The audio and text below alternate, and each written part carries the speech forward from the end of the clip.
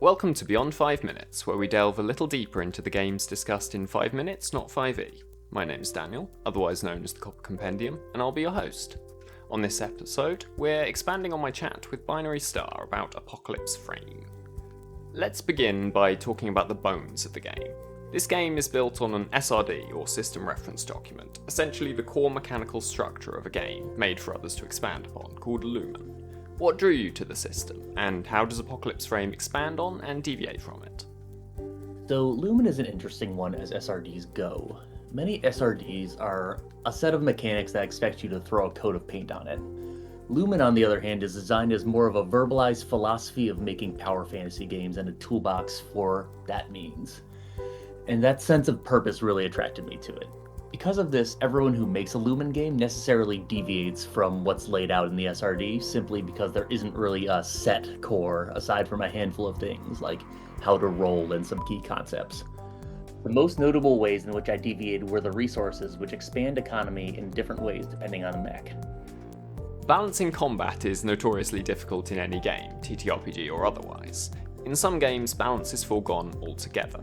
Apocalypse Frame has some very interesting solutions to balancing, particularly around action economy, how many actions each side in an encounter can take, enemy health, and boss fights.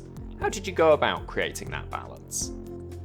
LUMEN comes from a developer, Spencer Campbell of Heel RPGs, who famously does not care at all about balance. I'm a bit more measured on it, but what I want to emphasize is that balance isn't a design goal so much as it can be a means to an end. Here, the balance isn't between players and enemies as much. Your players will absolutely wreck most of what you put in front of them. My emphasis is less on do you survive and more do you succeed. The balance here is making every kind of character able to feel overpowered in different ways. Lighter mechs can act a lot but are much more vulnerable, whereas heavier mechs can more readily utilize more powerful weaponry and utilities and soak more damage. The exception to that heavy imbalance is with boss enemies. Prime enemies always have at least 2 health bars, so they can't be focused down too quickly. In the advanced rules, tyrants are that but nastier. They can react to or even preempt player actions. It's very hard to kill a player character in this game, but that doesn't mean they can't be harmed. Frame damage might be one of my favourite takes I've encountered of making death feel impactful without being a conclusion. How does it work, and what are the consequences of your frame taking a beating? So frame damage is a 3 strikes you're out kind of situation. The first 2 times represent a serious hit of some sort. You'll take some kind of meaningful mech damage that will give a penalty of some kind going forward. On the 3rd time though, you're presented with a choice.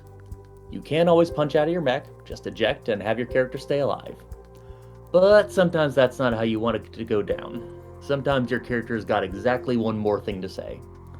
So as an alternative to that, you can activate a last stand in which you get a massive boost to everything for one final glorious turn. At the end of that turn though, your character is gone, with no hope of coming back. This game has some of the best support for running the game I've seen in my time reading and running TTRPGs. I was particularly impressed with how the systems promote interesting campaign structure, how it encourages player collaboration in campaign setup, and how smooth the GM side of combat is. Could you talk a little about the process of making the GM tools? Well, thank you. Player collaboration is something I like to encourage in every game I run, whether or not the game tells you to. Players care more about a setting and a situation they've opted into by the act of setting it up, in my experience. So a lot of starting a campaign is creating your little rebellious collective. You all decide what manner of empire it was rebelling from together and what it generally looks like.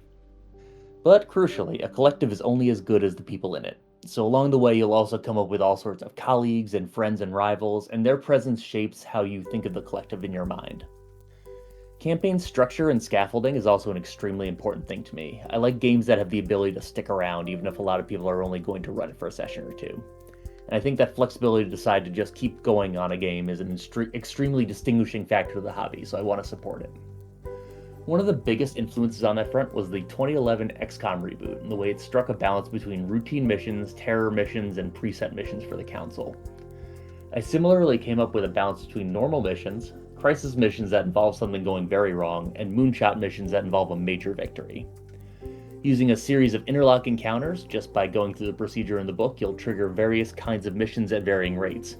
You have a constant cadence of upgrading your mech's equipment from mission to mission, but you'll also get more substantial upgrades after moonshot missions. And in those advanced rules, once players get a little complacent, there are rules on how to start upgrading enemies when crisis missions occur. Thank you again, Binary, for chatting with me about Apocalypse Frame.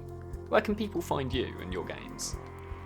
My website is at binarystar.games. You can find my digital shop at binary-star-games.itch.io, and my shop for physical copies at shop.binarystar.games. I'm also either at Binary Star Games or binarystar.games on various social media.